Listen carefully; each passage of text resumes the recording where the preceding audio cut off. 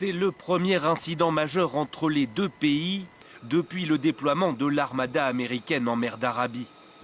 Washington l'assure, l'un de ses avions furtifs a abattu ce mardi un drone iranien.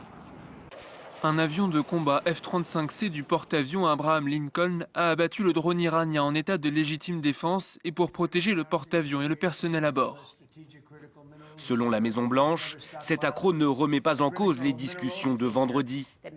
Prévues en Turquie, elles pourraient finalement se tenir à Oman, c'est en tout cas le souhait de l'Iran. À Téhéran, ces pourparlers laissent perplexes et on se prépare à tous les scénarios. On attend de voir si les États-Unis comptent mener ou non des négociations substantielles et destinées à parvenir à des résultats.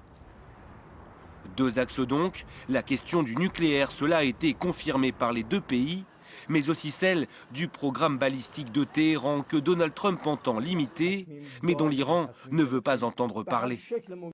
Dans ce dossier, l'Iran pose une ligne rouge, hors de question que ses capacités de défense soient remises en cause.